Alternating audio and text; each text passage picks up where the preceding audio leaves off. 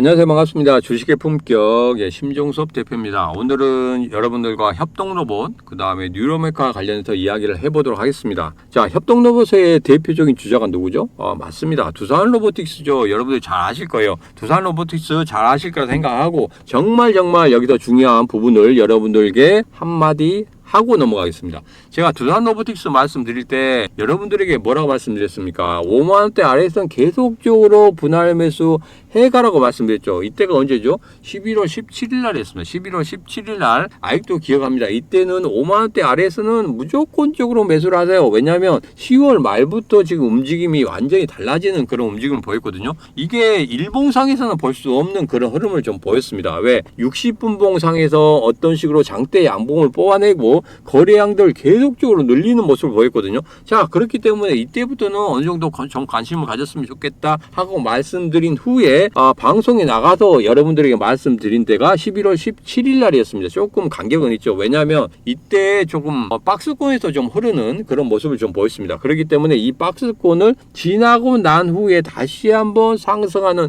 그런 패턴을 좀 보이는 그런 흐름을 보였기 때문에 여러분들에게 계속적으로 말씀을 드렸던 부분이었고, 5만원대 아래에서 계속적으로 분할 매수를 해 나간다고 하면 분명히 10만 틱스도 갈 수 있다 이렇게 말씀드렸습니다. 10만 틱스도 갈 수 있다고 말씀드렸는데 이후에 97,900원을 찍고 나서 눌림목을 가지는 그런 흐름을 좀 보였습니다. 좀 아쉽긴 하죠. 그렇지만은 10만 틱스는 잘 아시겠지만 심리적인 저항선이 있죠. 심리적인 저항선이 5만원, 10만원 이렇게 딱딱 끊어지는 그런 게 바로 심리적인 저항선입니다. 여러분이 잘 아시겠지만 우리나라 사람들이 3이라는 숫자를 상당히 좋아하죠. 그죠?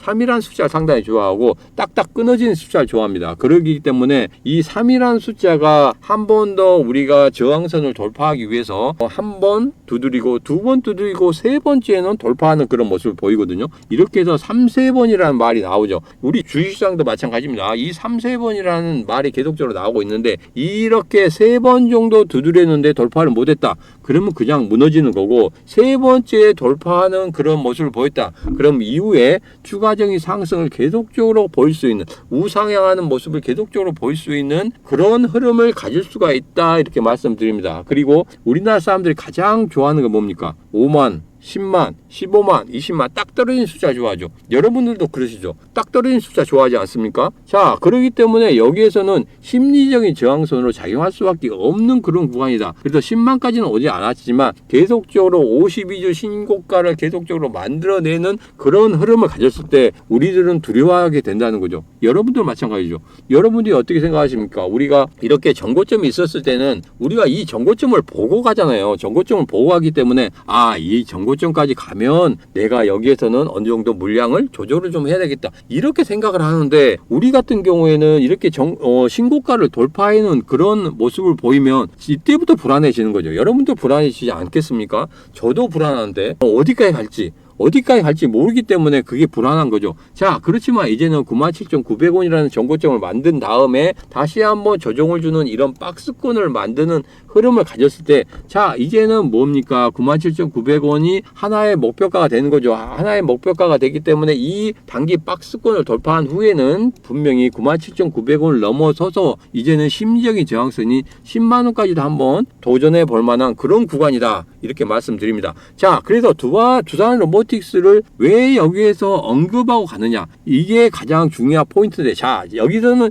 집중을 하시기 바랍니다. 왜 집중을 하셔야 되냐, 여기서 가장 중요한 포인트가 나오는 거예요. 자, 두산로보틱스 같은 경우에는 지금 현재 매출액이라든지 영업이익이 안 좋습니다. 이전의 흐름보다는 분명히 좋아지고 있지만은 아직까지는 영업이익이 마이너스라는 거죠. 그렇지만 시장에서 예상하기 뭡니까? 내년부터 내후년, 그 다음 후년, 그러니까 24, 25, 26년 이렇게 진행할수록 계속적으로 두산로보틱스의 매출액이 늘어나고 영업이익이 늘어나는 거죠. 영업이익이 비로소 내년부터는 흑자로 전환할 것이다 이렇게 시장은 예상하고 있기 때문에 미래의 미래의 실적을 미리 땡겨와서 우리 주가가 올라가는 그런 흐름을 보인다는 거죠. 자, 그렇기 때문에 여기서 가장 중요한 게 뭡니까? 앞으로 로봇 테마가 형성될 때 지금 현재로는 매출액이라든지 영업이익이 지금은 우리 마음에 들지 않지만 그리고 아직까지 영업이익이 마이너스권에 있기 때문에 우리가 이것을 가지고 계속 가지고 가야 되나 말아야 되나 이런 생각을 할 때 이때가 가장 중요한 매수 포인트라는 거죠. 왜? 우리 주가는 미래의 실적을 미리 땡겨와서 주가에 반영하는 그런 흐름을 보이고 있기 때문에 이후에 협동 로봇 관련해서는 계속적으로 여러분들이 관심 가지고 미래의 실적을 미리 땡겨온다. 그리고 올해 12월 달에 아니더라도 내년 1월 달, 2월 달에는 분명히 미래의 실적을 땡겨오는 그런 흐름을 볼 수가 있다. 올해 초에 그랬죠. 올해 초에 로봇 테마들이 굉장히 큰 폭의 상승을 보였습니다. 자, 그렇기 때문에 다시 한번 로봇 테마가 형성될 수 있는 그런 구간에 들어섰다. 자, 그래서 여기에서 보면 오늘 나온 기사를 보면 뉴로메카 같은 경우에는 상당히 좋은 기사가 나왔죠. 여기서 가장 중요한 포인트가 뭐냐? 가장 중요한 포인트는 여러분들에서 딱 한 단어만 체크하시면 됩니다. 뭡니까? 바로 이거죠. 중대재해처벌법 그리고 산업재해를 예방하는 기업 내 움직임이 활발하다. 이게 바로 포인트예요. 이 이상의 포인트는 없습니다. 자, 여기에서 모든 기사가 나옵니다. 모든 기사가 나왔을 때 기사의 모든 부분을 다 읽어보는 거 중요하지만 왜 SK네트워크가 뉴로메카와 로봇 공급 총판 계약을 체결한 이유가 뭔지 그게 가장 중요하다는 거죠. 여기에서 반드시 알아야 될 것이 뭐냐? 중대재해처벌법, 산업재해를 예방하려는 기업 내 움직임이 활발하다. 이게 바로 포인트라는 겁니다. 자, 그러면 이것만 가지고 판단할 수 있겠느냐? 자, 다음에 한번 보겠습니다. 포스코 DX죠. 포스코 DX 같은 경우에 지금 어떻게 했습니까? 포스코 DX도 위험한 제철소에 로봇 공급 늘린다. 이렇게 나왔습니다. 여기서 뭡니까? 여기서 제일 처음에 보면 고로가 있거든요. 고로가 굉장히 뜨거운 샘물을 다루죠. 뜨거운 샘물을 다루는 데 있어서 사람이 그 일을 하기 위해서는 굉장히 어렵습니다. 굉장히 어렵기 때문에 아주 고난도 일이라고 말을 하죠. 뜨거운 불 앞에서 어떤 일을 한다는 게 굉장히 어렵습니다. 자, 그런데 이런 뜨거운 샘물을 다루는 위험한 작업, 이것을 먼저 로봇을 자동화하는 것에 가장 초점을 맞췄지만 아직까지는 조금은 어렵다. 로봇으로 자동화하는 데는 어려움이 있었던 공정이었다. 이렇게 나오죠. 자, 그래서 양사는 반제품인 슬라브를 생산하는 연주 공정에 로봇 적용을 우선 추진할 계획이다. 이렇게 나왔습니다. 그래서 아직까지는 이 뜨거운 고로에서 예전에도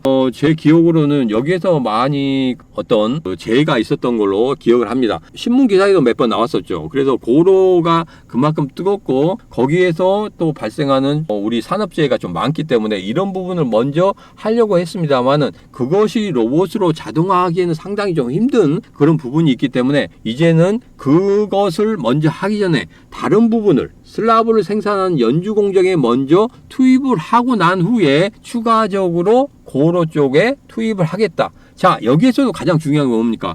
여기에서 중요한 게 여기 포인트입니다. 여러분이 집중해 하셔야 될 포인트 다시 한번 말씀드립니다. 산업 현장의 안정성을 확보해야 된다. 이게 가장 포인트죠. 자, 두 가지 기사에서 여러분들이 포인트를 잡아냈습니다. 뭡니까? 산업 현장에서 안정성을 확보해야 된다. 그리고 두 번째 중요한 거 뭡니까? 인구 구조 변화에 대응하기 위해 로봇 도입이 가속화되고 있다. 자, 최근에 어떤 기사가 나왔죠. 뭡니까? 초등학교 입학생들이 40만 명을 하회하는 그런 흐름을 보이고 있다. 이렇게 나왔습니다. 자, 우리가 지금 출생률이 0.75까지 빠졌죠. 0.75까지 빠졌으면 OECD 국가 중에 거의 꼴찌입니다. 거의 꼴찌이기 때문에 미국의 유명한 학자들 같은 경우에는 뭐라고 하고 있습니까?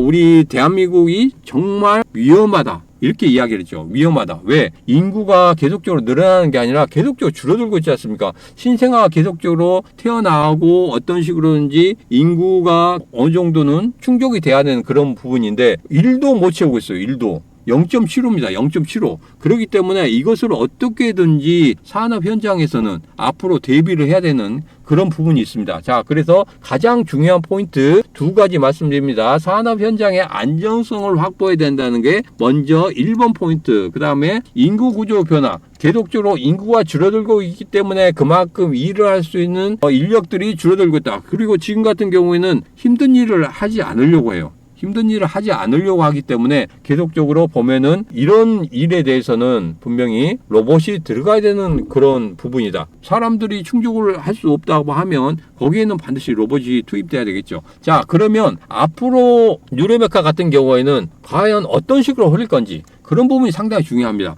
자, 앞으로 어떤 식으로 주가가 흘러가는지 이런 부분이 상당히 중요하기 때문에 여러분들에게 좀 말씀을 드리도록 하겠습니다. 자, 1차적으로 뉴로메카 같은 경우에는 지금 현재 흐름을 좀 보면 오늘 같은 경우에는 전고점까지 올라갔죠. 37,000원대까지 올라갔습니다만 다시 한번 이 전고점에서의 어떤 눌림을 가지면서 좀 눌리는 그런 모습을 좀 보였습니다. 자, 여기서 가장 중요한 게 뭡니까? 224일선과 111선을 제가 항상 말씀드리죠. 자, 5일선이 21선을 돌파하는 그런 흐름을 좀 보일 때 이때 목표가는 얼마라고 했습니까? 112일선이나 224일선까지 간다고 말씀드렸죠. 무조건적으로 갑니다. 이때는 무조건적으로 간다고 말씀드립니다. 무조건적으로 가기 때문에 여기에서 단기적으로 수익을 보실 분들 같은 경우에는 5일선이 21선을 돌파하는 그런 흐름을 보였다. 그리고 어느 정도 21선을 지켜주는 일봉의 흐름이 보인다고 하면 무조건 111선이나 224일선까지 흘러가는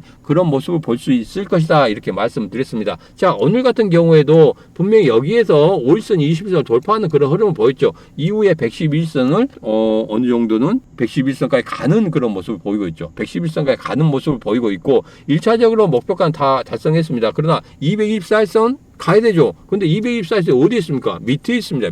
밑에 있기 때문에 이게 역별로 되어 있기 때문에 여기에서는 바로 돌파하기가 상당히 힘들어요. 왜? 111선이 아래에 있고 224에서 위쪽에 있다고 하면 분명히 111선 돌파, 224선 돌파, 눌림목 가진 다음에 다시 돌파할 수 있는 그런 흐름을 가질 수 있지만 거꾸로 되어 있을 때는 224선 먼저 돌파하고 그 다음 111선이잖아요. 그렇게 되면 111선이 의외로 강하게 저항하는 그런 자리가 됩니다.